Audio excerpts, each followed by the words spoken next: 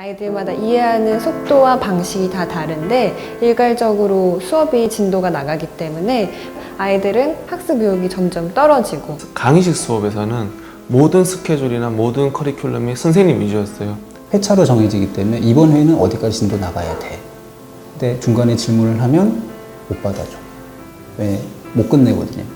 오답이 발생하게 되면 선생님이 칠판에다가 이렇게 바로 풀어줌으로써 학생들에게 좀 뭔가 이 오답에 대해서 생각할 시간을 좀 부여하지 않는다라고 얘기해야 될까요? 이미 진도를 많이 나가서 이제 더 높은 단계를 하고 있는데 그 전에 있는 개념이 하나도 없어요.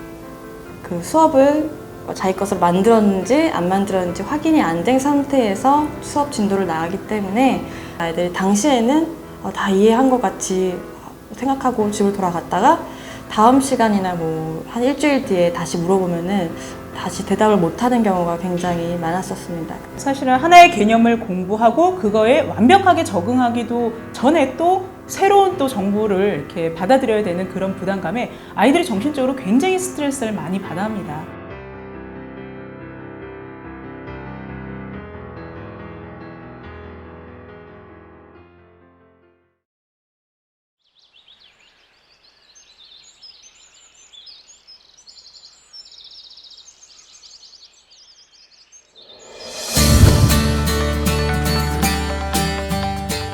어머니들께서 이제 처음 아이를 보내시고 그날 학습 마치고 바로 전화 오시는 분도 계세요. 너무너무 감사하다고, 우리 아이가 4시간, 5시간을 앉아서 공부를 하는 모습을 일단 처음 봤고, 엄마 나도 공부가 되나 봐 라고 얘기하는 모습에 정말 눈물이 날 것 같았다고, 선생님께 정말 감사드린다고 해주셨을 때도 정말 마음이 뿌듯했죠. 강의하는 아이들에서는 그 아이들에게 1:1 코칭을 해줄 수 있기 때문에 아이들의 상태와 그런 고민거리와 아이들이 지금 무슨 생각을 하고 있는지 더 가깝게 다가가서 들을 수 있기 때문에 아이들과의 친밀도가 다른 학원에 비해서 훨씬 더 커진 것 같습니다. 10명의 학생이 앉아있으면 10개의 수업이 동시에 진행이 되고 있는 거예요. 이 수업 자체는 모든 걸 아이들에게, 그러니까 모든 수업의 주도권이 아이들 본인에게 있습니다. 오로지 개인의 그 커리큘럼이 있고 개인의 진도가 있는 거예요. 남한테 끌려간다는 느낌이 없기 때문에, 즉 자기가 주도적으로 자기의 학습을 제어하고 주도해 나간다는 느낌이 있기 때문에 5시간을 해도 애들이 크게 힘들다는 느낌을 안 받습니다. 예전 칠판식 수업에서는 아이들에게 대표 유형을 풀어주지 않은 채 문제를 풀어봐라 라고 했을 때는 선생님 이거 안 배웠어요. 이거 어떻게 푸는지 몰라요. 아무리 개념을 아이들한테 이해를 시켰다라 하더라도 문제의 유형 자체를 모든 걸 다 풀어주지 않는 이상 아이들은 사실 스스로 생각하는 힘이 굉장히 적었었는데, 이 강화식 수업 자체에서는 스스로 생각하는 이 사고력이 굉장히 커졌다는 거죠. 그렇기 때문에 같이 안 풀어봤던 문제들도 스스로 한번 도전의식을 가지고 그 문제를 접하면서 아이들이 사고력이 굉장히 많이 좋아졌다라고 생각이 듭니다. 문제만 들이다 풀면 의미가 없다는 거죠.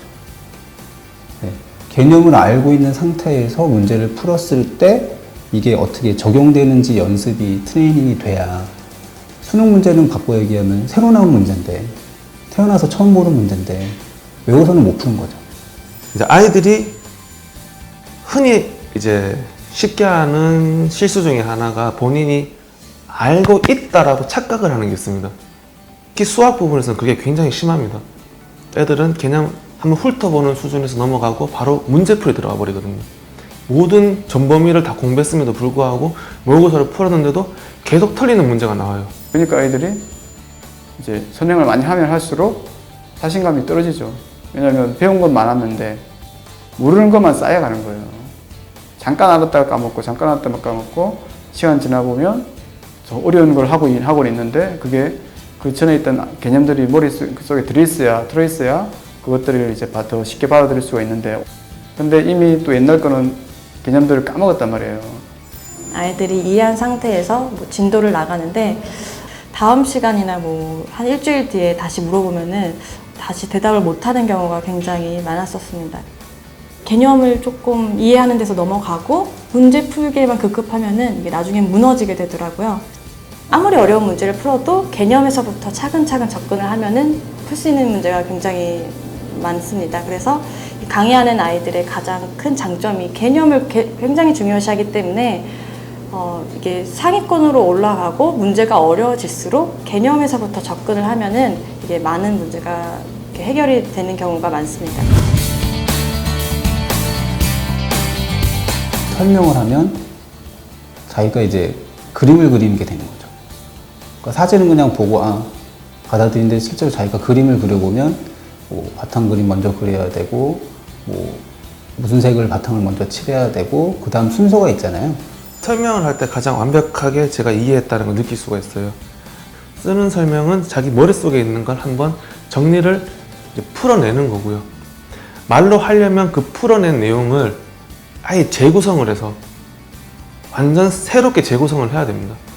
그 재구성 단계에서 이미 아이들은 이게 심화적으로 아주 심층적으로 이해를 하게 되어 있거든요. 개념 간의 관계를. 자기 얘기를 들어주고 자기한테 관심을 가져준다는 걸 느끼면서 애가 점점 이제 자기 표현하는 방법에 익숙해지거든요. 시간이 가면 갈수록 아이의 목소리가 커지고 아이의 글씨가 커집니다. 선생님들 같은 경우에는 이제 그 학생의 설명을 들으면서 이 학생이 확실히 이해를 했는지 여부를 파악하면서 추가적인 뭐 보충 설명이 있는 경우엔 보충 설명을 해주고, 다소 성격이 좀 내성적이거나 한 학생들도 이게 수업이 거듭되면 한 2번, 3번 이 정도만 돼도 어느 정도는 다 적응하고 모두 잘하고 있는 것 같습니다. 오답 문제를 선생님한테 설명을 할 때 이 문제에 대해서 왜 틀렸는지까지 아이들이 설명을 한다는 거죠. 아이들이 틀렸던 문제들을 저희가 다 다시 한번 또 풀릴 수 있는 그런 부분들이 있기 때문에 이런 부분에 있어서는 사실은 과외나 소수정예로 진행을 한다 하더라도 케어를 해줄 수 없는 부분이라고 생각을 합니다. 강화식 수업에서는 저희가 논패스 방식으로 수업을 진행하기 때문에 설명을 하면서 본인이 정말 모르는 게 어떤 것이고 아는 게 어떤 것인지 스스로가 정확하게 판단할 수 있다는 거죠. 충분히 그 설명할 수 있는 시간을 줌으로써 아이가 고민할 수 있게끔 유도를 하는 편이고요. 한 2, 3주 정도만 지나면 사실 아이들이 굉장히 이 수업 방식에 있어서 즐거워하고 재밌어하는 모습이 보이게 됩니다. 뭐가 졌어? 그게 이해가 돼서 어떤 문제의 유형이 나와도 해결할 수 있는 능력을 갖게 되는데 크게 도움이 되는 것 같아요. 그냥 아이들이 확실히 집중력은 많이 늘어나는 것 같더라고요. 일단 아이들이 약간 능동적으로 변했다고 봐요. 그걸 보고 있으면 가르치는 입장에서는 굉장히 소름 끼치는 일이죠. 아주 너무 기분이 좋기 때문에. 좀 과장해서 얘기하면 좀 뭉클했다고 해야 되나? 성적은 굉장히 많이 향상이 됐고요. 거의 2배 이상의 성적을 나온 친구들도 굉장히 많이 있습니다. 설명하는 학습법을 접한 친구들이 다른 과목에 도입을 하면 다른 과목도 함께 성적이 오른 친구들이 나오기 시작했어요. 이게 설명하는 학습법의 힘이고 정말 강화학습의 원리이잖아요. 여태까지 보지 못하신 모습을 보게 되실 겁니다.